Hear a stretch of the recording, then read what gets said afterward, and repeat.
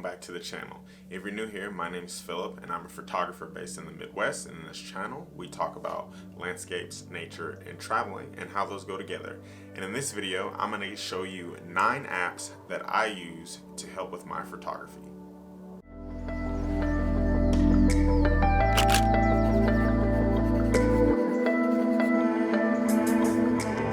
We are in a tech-based world. I don't think there's any denying that at that point.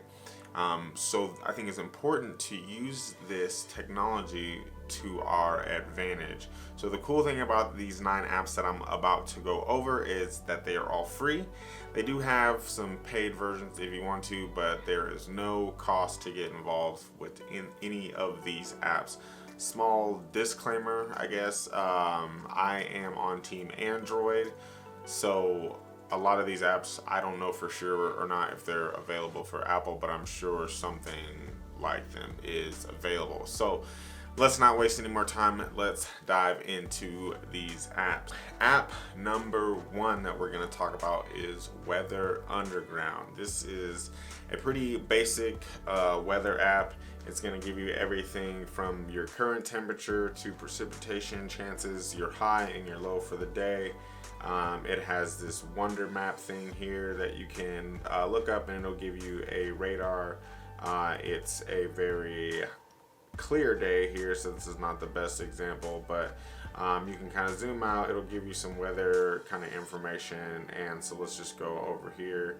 You can actually play and see how kind of the weather is moving through a particular area, so that's a nice feature.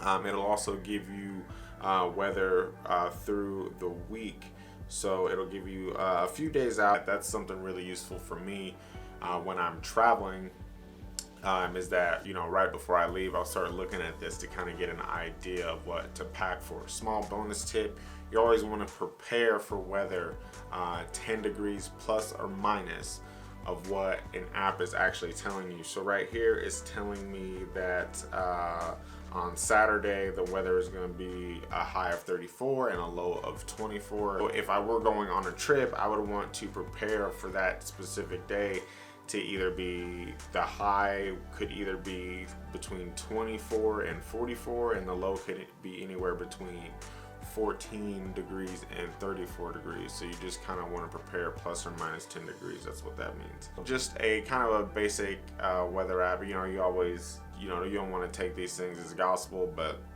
they're helpful to have. So let's go to app number 2. App number 2 is going to be Clear Outside, and I use Clear Outside basically to tell me if I personally think it's going to be worth my time to go out and shoot. I only really use this app when I shoot locally, because when I'm on the road and traveling, I shoot no matter what the conditions are, because obviously you're on the road and you don't have a lot of opportunities to always shoot those locations. However, if you're at home and you want to know if it's worth getting out of bed or not, this is a very useful app. Pretty much the only feature I kind of use this app for is, if you look here, you have your low, medium, and high clouds. Now, to not go too scientific, low clouds tend to block light, high clouds tend to catch light. So here, if we're looking, this next deal you see 53, 86, 95, 84, and 64, and your total clouds of 64 low clouds. In my opinion, based on my experience with this app, I'm pretty sure that there isn't going to be light in this sunrise, so this might be one that I would skip. What you would probably be looking for is no low clouds, maybe some medium clouds, and then about 40 to, let's just say, 70 high clouds, and then you're probably going to get some pretty nice light in the sky. And another little tip that I also like to use this for is fog. So if you look here, it's green, green, green, and then we get into Friday and we have got some red, kind of foggy sort of conditions down here, and that to me is a good indicator that there will be some fog. So for me personally, this week I have Friday off, so maybe Friday morning would be a good opportunity for me to go shoot some fog. So actually I probably will go do that. So yeah, and you can adjust that for whatever location you're in. So Clear Outside is the second app that I like to use to help with photography. Now, app number 3 is going to be Skyview. Skyview is an app that I use to look at constellations in the sky. Bonus tip with this, if you're going to use it, what I use it for, which is to photograph the Milky Way. The Milky Way is always in the southern sky, if you're looking for the galactic core, that is. So that's behind me right now because I'm facing north. So what I would do is take the app, turn it around, and look for the Milky Way. So it's kind of nice because you can see these apps, like, you know, it's telling me that the moon's right there. I can click on the moon and I can kind of get a path for the moon. And basically right now I'm looking and it's telling me that the moon is going to cross the horizon and rise at 4:40 p.m. So I'm going to flash out to an example that I did outside really quickly. The way that I like to use this is you can go, if you're during the day and if you want to shoot the Milky Way. This isn't the best example because, you know, it's January and the Milky Way is up during the day when you can't see it at night to photograph it. But for this example during this video, if you're outside during the day and you want to potentially scout a Milky Way photo, you can find the Milky Way on this app. More than likely it's going to be, you want to be looking down at the ground. You can find a point in the Milky Way and then track it. And once you track that through the sky to the point where it's going to be up during the day, you can kind of line that up maybe with a tree or some foregrounds or some mountains, and then it'll help you get you an idea of what time you need to be in that location to get that photograph. Skyview Free is another app that I found super helpful to help me scout with Milky Way photography. App number 4 is going to be My Moon Phase. So now what My Moon Phase does for me and what I use it for is it gives you a lot of detail, more than what I even personally need, on moon conditions. So right now I know that Wednesday, January 27th, the moon is full. It can get, you know, it'll keep going to stages of fullness. So if you want to do full moon photography right now, you would know that. You can also set it up to give you alerts of a new moon. So that's when the moon is not visible throughout the entire evening, which is excellent for Milky Way photography conditions during Milky Way season, because that means you can go out at any point during the night and get a unwashed out sky. Because what the moon does is the moon reflects so much light that it makes all the other stars around it appear less bright and harder to photograph. So I like to use that for scouting purposes. So if I'm going on a trip, let's say, which I am going on a trip, so on February 9th, it's going to be in a waning crescent and the moon rises at 6:29 a.m. and it sets at 3:49 p.m. So you can kind of gauge with that okay, so if the sun sets at 6:04 p.m. and the moon rises at 6:29 a.m., then I'm not going to have any interference during my night photography from illumination from the moon. It also gives you some kind of golden hour and blue hour times, which can be helpful. So My Moon Phase is another great app to use for photography. So app number 5 that we're going to talk about is Google Earth. Google Earth is an amazing resource that I use for digitally scouting. So for example, my next trip I'm going on is going to be in Sedona. So I can go in here and type in Sedona, Arizona, and look for a trail. It'll take me up to this specific trail, and then I can kind of get an idea of what the area looks like. And this can be really helpful if you want to kind of get some composition ideas before you get to a location, if you don't have time to scout that location ahead of time. If you want to get a more detailed explanation on how to use Google Earth to digitally scout, I have a video linked up here that kind of talks a little bit more about that process. But app number 5, Google Earth, is extremely helpful. We're halfway through. If you're still here with me, I appreciate it. Go ahead and leave a like if you are getting value out of this video. So on to app number 6. App number 6 that I use to help me with photography is All Trails. Now All Trails is normally what you would consider a hiking app, but what I like to use All Trails for is also more scouting. So I can go in here and type in Sedona. It'll give me all sorts of different trails in that area that maybe you would want to check out. So we can go to the Devil's Bridge Trail, click here, and it'll give you a whole bunch of different pictures that people have taken about Devil's Bridge. And I'm like, oh, this looks pretty cool.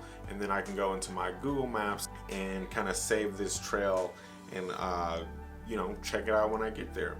My bonus tip for this, and probably my low-key secret for finding things, is that if you've noticed on social media, a lot of people nowadays don't really like sharing information for a specific reason.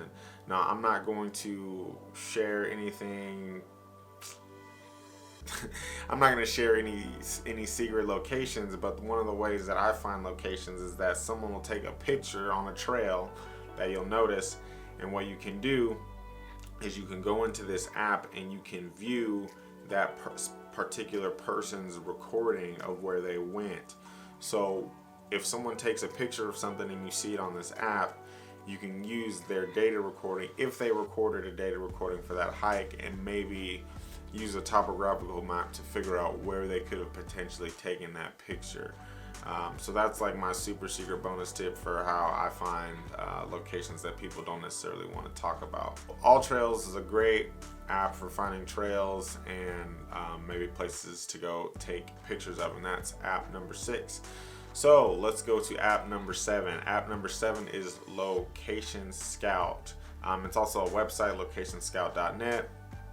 But what I like to use this app for is, again, digitally scouting. So I can type in Sedona, and this one doesn't necessarily have a lot of spots in Sedona, but another location you might get a lot more spots. I've noticed that I find this one more helpful in cities as opposed to nature, but you kind of just use all your resources to kind of get the most information that you possibly can. So I look over here and I see this shot with this water, and I go, oh, that looks pretty cool. It gives you an opportunity to do some reflection photography on Cathedral Rock. And the cool thing about this app is that the people can tag where they actually took the photo.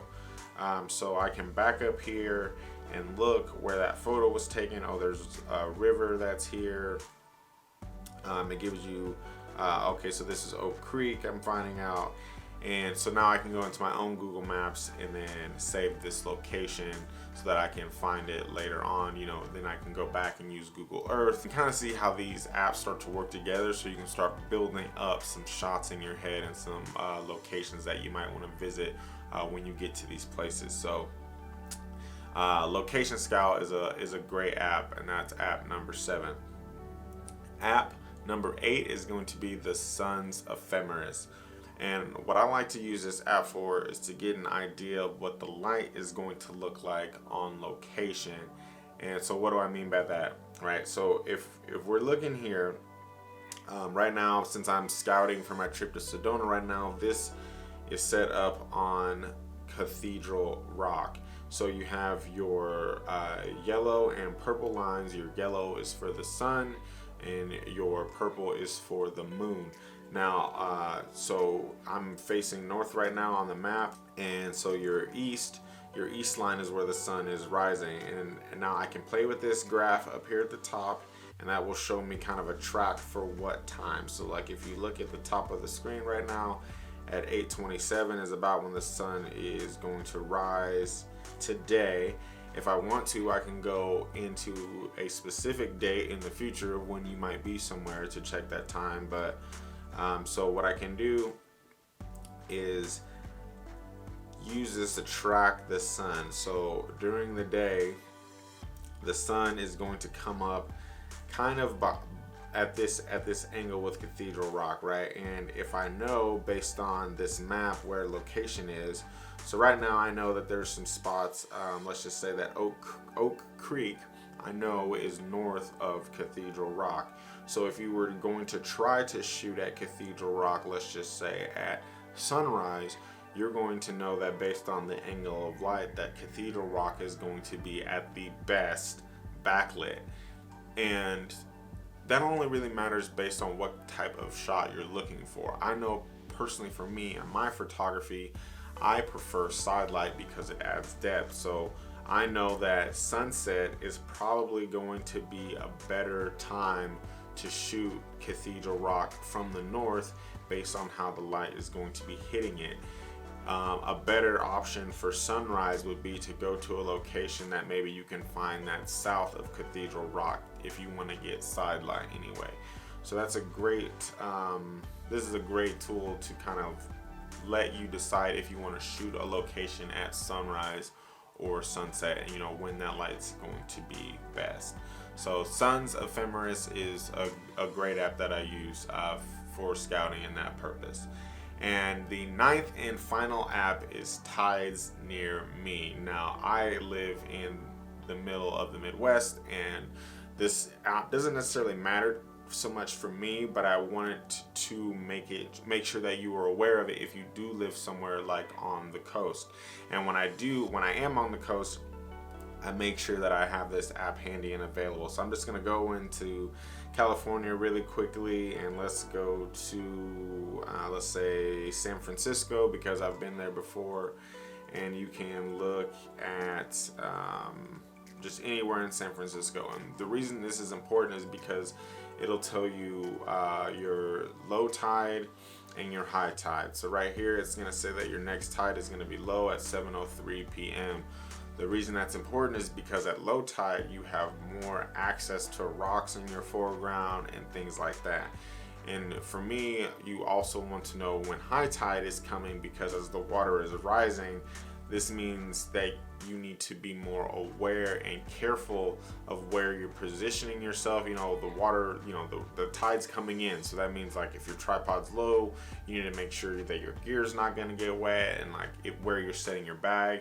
And also if you're going to go to a place, you know, down on a beach that could potentially get cut off by the rising tide. You know, you don't want to be exploring around somewhere and not know that the tide is coming in, and all of a sudden 45 minutes later realize that you're stuck on a rock and you know there's nowhere for you to go. So this is a great app to use for tide. Like I said, I only really use it when I'm on the coast, but it's just something to be aware of. Those are my 9 best free photography apps that I use to help me either digitally scout or find locations, or just overall just help my photography experience and workflow. If you like this video, leave a like. I would really appreciate it. Comment down below if there's some apps that I didn't mention that you really like to use. I would go ahead and say don't say PhotoPills. I already know that PhotoPills exists. I just don't use it because I honestly I did want to pay for it. It is an amazing resource, but you know I kind of have a couple different apps that I've used to kind of get around what PhotoPills provides. So let me just save the time. Don't comment PhotoPills. Anyway, if you like this video and you want to see more photography tutorials, travel tips, and photography vlogs in the future, go ahead and subscribe, because that is what is coming up on the channel. And as always, thanks for watching. Bye.